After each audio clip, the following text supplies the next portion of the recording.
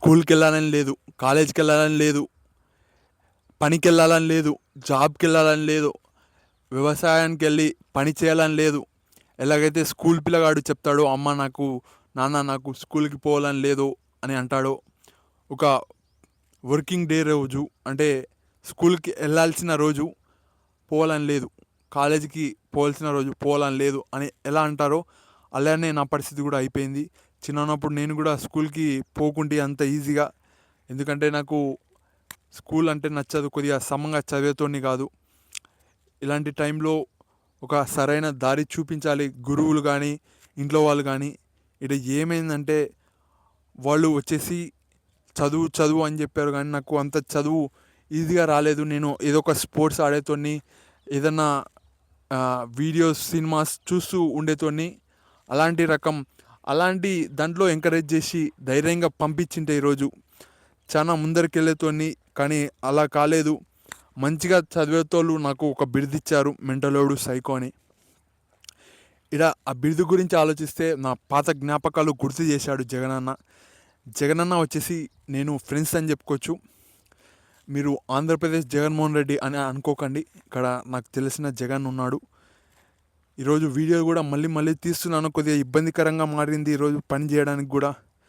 ఇంకా ఇది వదిలిపెడితే జగన్ బ్రో ఏమన్నాడంటే, మెంటలోడు నేనే కరెక్ట్ అయిన దారిలో పెట్టానని చెప్పాడు. ఇది ఎంతవరకు వాస్తవం? నేను మారాను కాబట్టి వీడియోస్ మరియు ఏదో ఒక వర్క్ చేస్తున్నాను, అతని వల్ల మారాను అని చెప్పాడు. ఇంకా అది వదిలిపెడితే ఇక్కడ ఆలోచిస్తే ఎందుకు అంటున్నారు నన్ను ఈ మాట? నేను తప్పు లేనప్పుడు కరిచే కుక్కని కాదు, తప్పు ఉన్నప్పుడు కరిచే కుక్కని.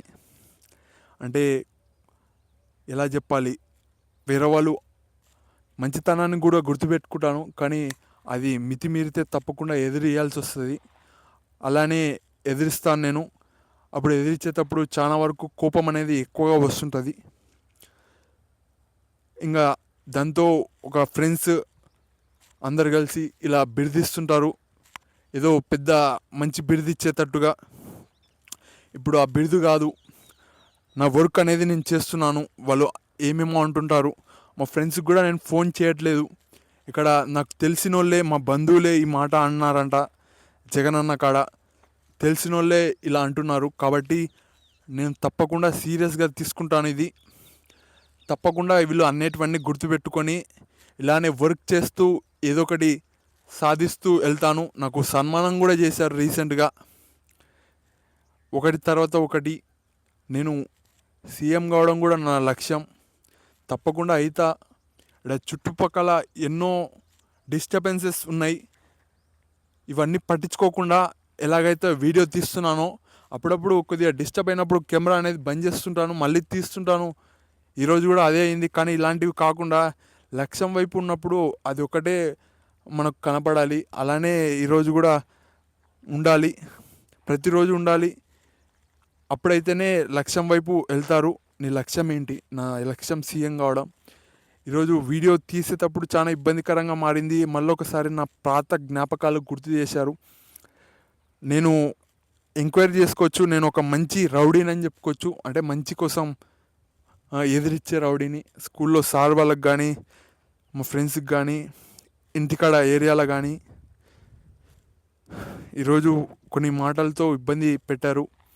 మా డాడీ కూడా అన్నాడు ఈరోజు వచ్చేటప్పుడు, నువ్వు కింద పడితే అంటే ఏదన్నా హెల్త్ సమంగా లేక నువ్వు కన్నా ఇట్లనే కోపం పడుతూ, లేకపోతే హెల్త్ బాగాలేక, అంటే కింద అంటే ఏమీ చేయలేక శాత కాకుండా ఉండడం.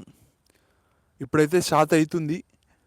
ఒకవేళ ఎట్లయితే నేను మళ్ళీ ఒకసారి పట్టుకపోతారు, అంటే హాస్పిటల్ తీసుకుపోతారు అన్నట్టుగా మాట్లాడారు డాడీ. క్లియర్గా అడిగితే ఎక్స్ప్లెయిన్ చేస్తలేడు. మళ్ళీ ఒకసారి ఈ పాత రోజులు అనేటివి కోపం తెప్పించే రోజులు అని చెప్పుకోవచ్చు. ఈరోజు ఎంత బాగున్నా ఓర్చలేక మళ్ళీ ఒకసారి పాత రోజులని గుర్తు చేసుకుంటా ఈరోజు ఏదో సాధించాము అన్నట్టుగా మాట్లాడుతుంటారు. నాకు బాధ అనిపిస్తుంది. మళ్ళీ ఒకసారి నాకు కూడా కోపం పడాల్సి వస్తుంది. ఇవన్నీ వదిలిపెడితే ముందరికి పోవడం ముఖ్యం. ఇవ అంటుంటారు, నేను అంటుంటా, ఇవన్నీ ఎదిరించుకొని ముందరికి వెళ్ళాలి. ఈరోజు అదే పని చేస్తున్నాను. కొద్దిగా ఈరోజు ఇబ్బందికరంగా అయ్యింది, కానీ వర్క్ అనేది చేస్తున్నాను.